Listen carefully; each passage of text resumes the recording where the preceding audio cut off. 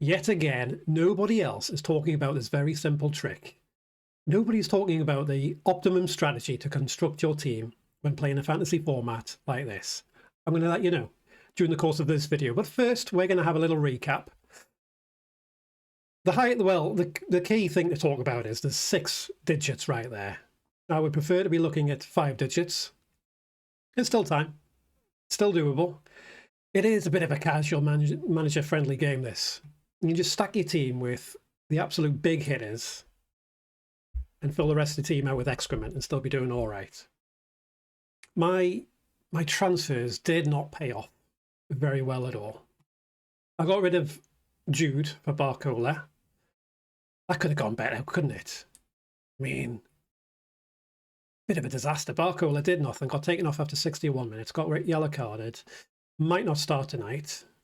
I brought in Hal, never heard of him before. He did get a clean sheet, so that worked out well. Olazabal, brought him in. Absolute mediocre performance. And I had the choice between going with Saibari and Diaz. Both had them fairly equal in my expected points model. Decided to go for Saibari. He had the form. He's looking better for minutes. Went with him. Disaster. Taken off after about a quarter of an hour. Probably out of the tournament. And Diaz got 2 assists and he was on a scouting bonus. You know, sometimes you make the best decisions. Doesn't mean you're going to get the best outcome. But that's fantasy football for you. Let's have a look at the draw. There it is. Obviously, I mean, France, big favourites to get through against Morocco. I'm probably going to get rid of both of my Morocco players. Spain, Belgium. Spain, big favourites again against Belgium. I do not want any Belgians in my team. Certainly not Lukaku, that absolute fraud, that disgrace. And in the bottom half, I thought England would struggle against Mexico. You can see even there, pre-game, they only had a 54% chance of qualifying. Man for man, England are much better than Mexico. The big advantage Mexico had was obviously playing at home. England had to travel, play at altitude, play in the heat, play in Mexico.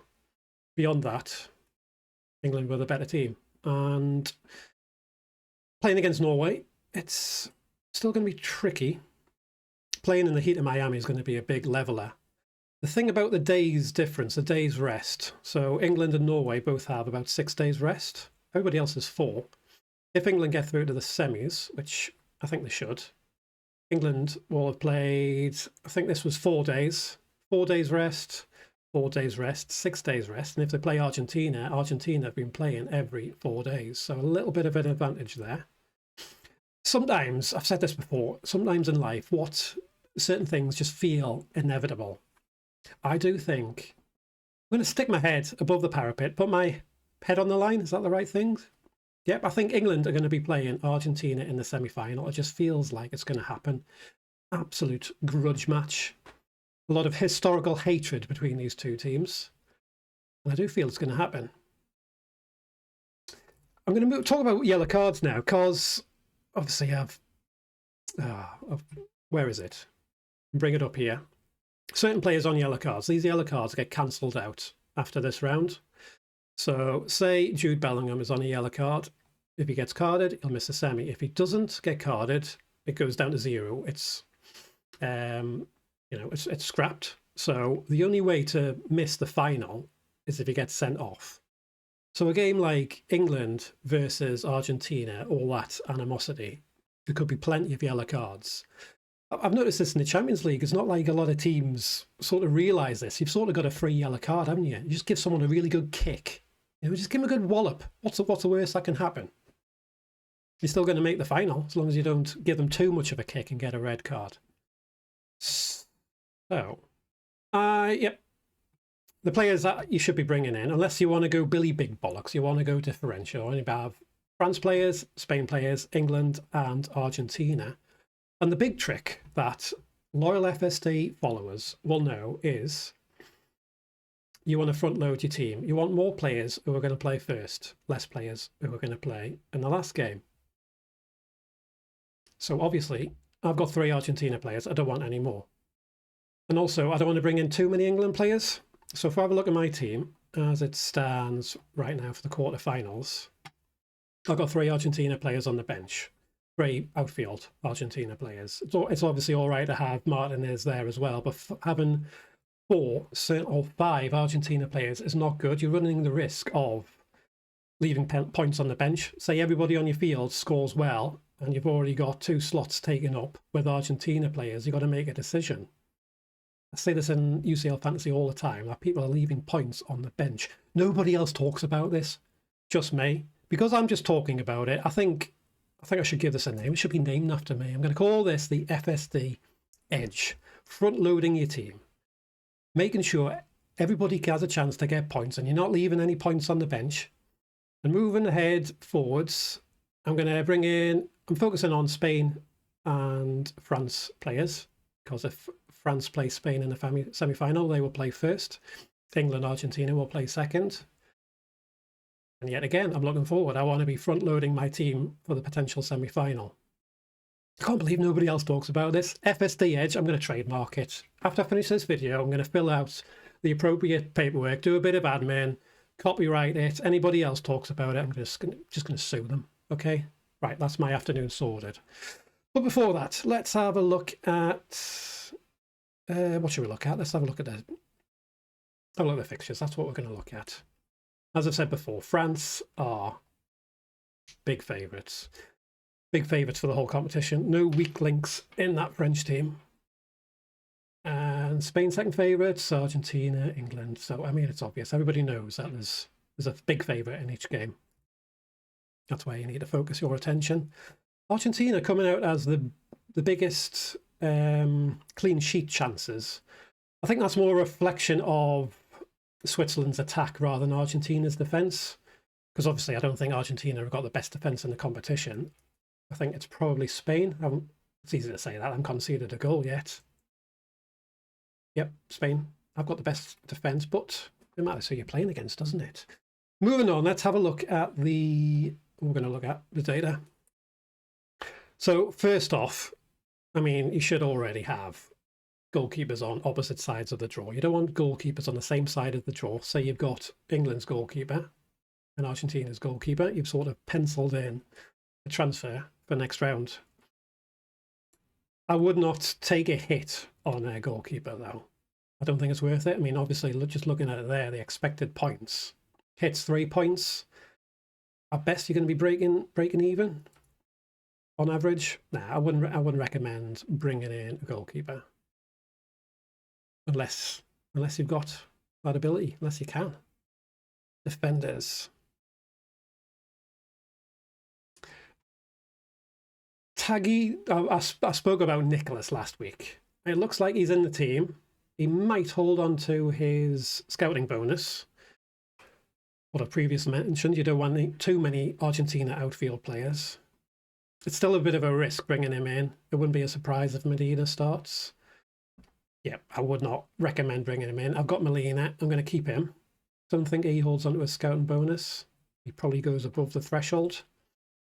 The best Spanish defender, irrespective of price, is Pedro Porro. I like him. Cucurella is like, I mean, look at that. He is massively owned because he's got the most points so far. Looking ahead from now on, I think Porro's the better option. Porro's got he's a bigger goal threat and a much bigger assist threat. If you just think about who's on the same side as Porro, it's Yamal. He's taking like 5 shots a game. All Pedro has to do is pass Pedro, like I'm mates with him. Porro, all he has to do is pass to Yamal. Yamal can beat a couple of players, slot it in, he gets an assist. Cucurella, moving ahead, I think Spain midfield, it's like a dead zone. Alex Baena is shit.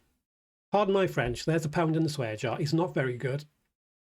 I don't know what, well, I would have thought even if Nico Williams has a pulse, he would play him for some minutes. There must be a serious injury because Alex Baena, he's crap. Spain have got a big problem on the left when Marc Cucurella is their furthest forward player on the left. He's not very good. I mean, he's bloody lucky, like, isn't he? He's lucky to have 44 points, and he's lucky to be playing for Real Madrid. Yep, not a fan of him. Definitely not a fan of Alex Baena. The best English defender, Nico O'Reilly. Probably the best goal threat. You can just see the non-pair XG. so far. Small sample size, but we know from his time at Man City that he's a good goal threat. If you want to bring in an England player, England defender, I'd go for O'Reilly. I think, even though he's on a yellow card, isn't he? O'Reilly. Yep, O'Reilly's on a yellow card, so is Gehi. Obviously, you don't want to be bringing in DJ Spence. Talking of luck, how lucky is that lad to be playing? Well, potentially playing for England in a World Cup knockout game. If somebody said before the World Cup started that DJ Spence would be starting a knockout round for England, you'd say, you're on smack, mate. You're on crack. Lay off the drugs, pal. Well, this is the situation we find ourselves in. Let's move on to midfielders, shall we? Yeah, I got myself a bit all riled up about that, about talking about smack and crack. And anyway, moving on, Yamal.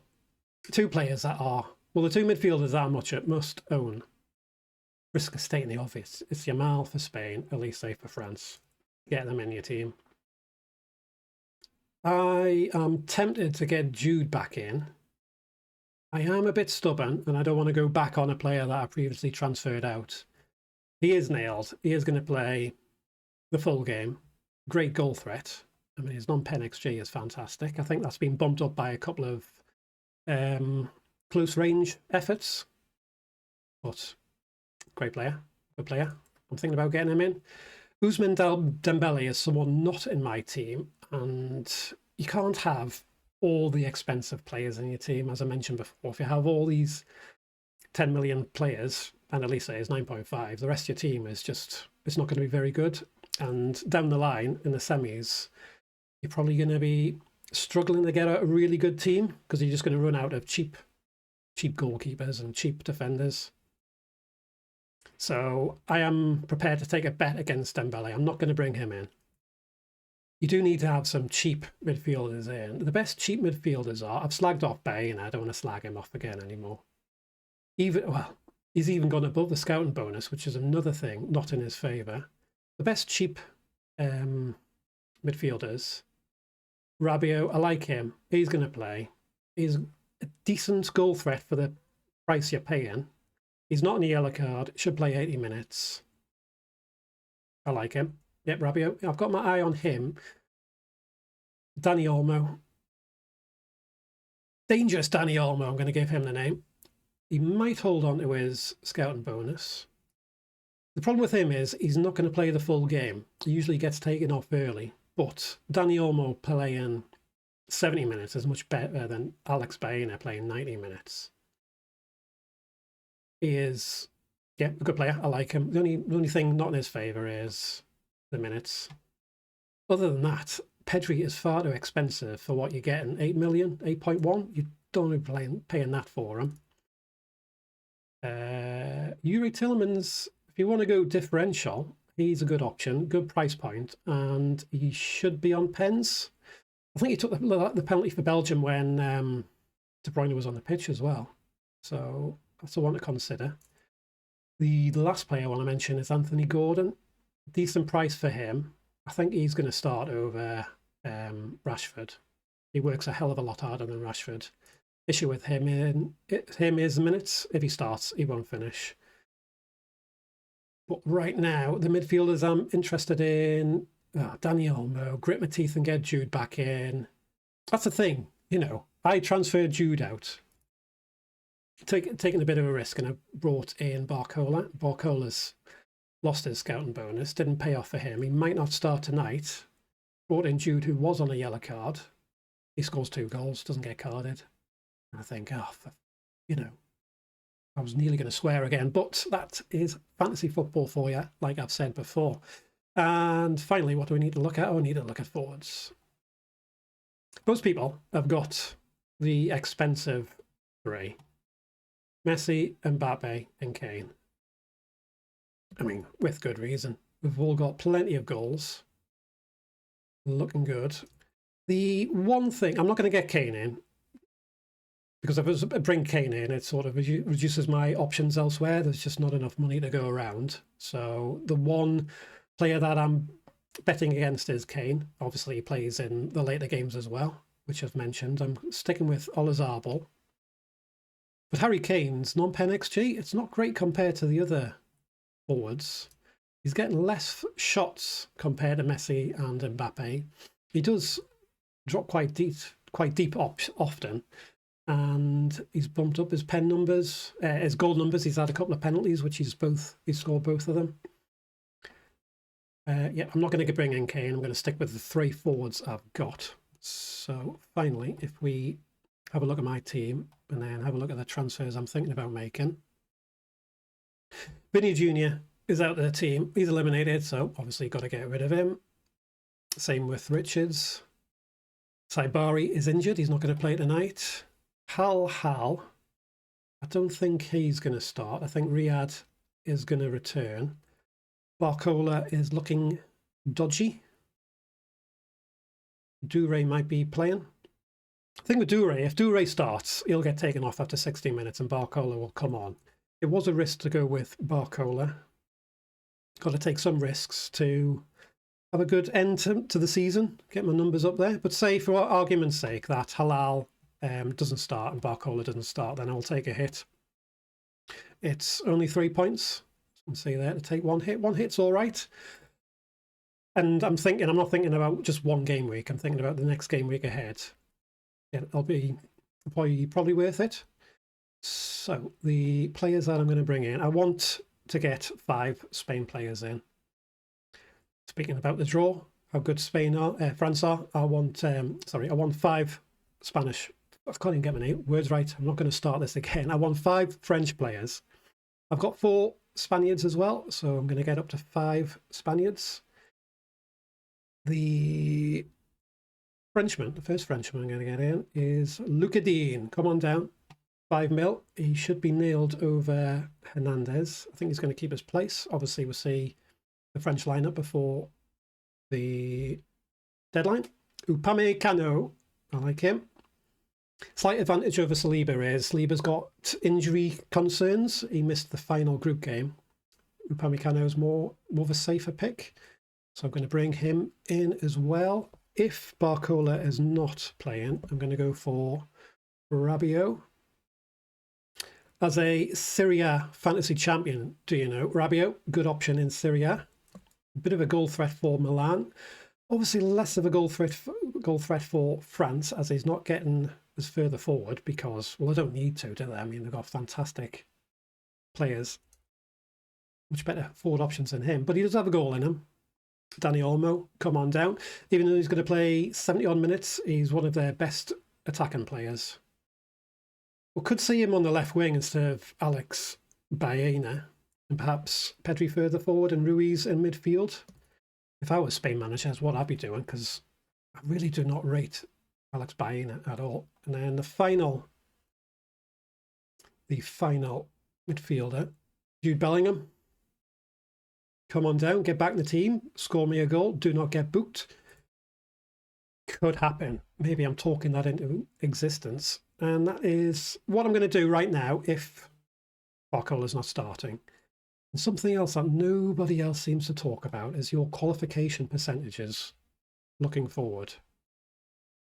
So these are the numbers right here. If I go for 5 from France, 5 from Spain, I tell you what, let's make that a little bit bigger so you can really see what's going on. Yep, 5 from France, 5 from Spain, and then just 3 from Argentina, 2 from England. You get 5 free transfers in the next round. So the number to get is 10 or above. By focusing on the favourites, 74% chance of getting at least 10 players in the next round. But, you know, you just got to play a percentages, haven't you? So that's the best you can do, and then hope for the best. And also hope that nobody gets injured and nobody gets a yellow card. So that is the way that we're looking right now. And the last thing I'd like you to do is just click subscribe. Click like. If you've made it this far, I must have been talking about 20 minutes, and I've told you all about the FSD Edge. Yes, I need to fill in that admin. Thanks for watching.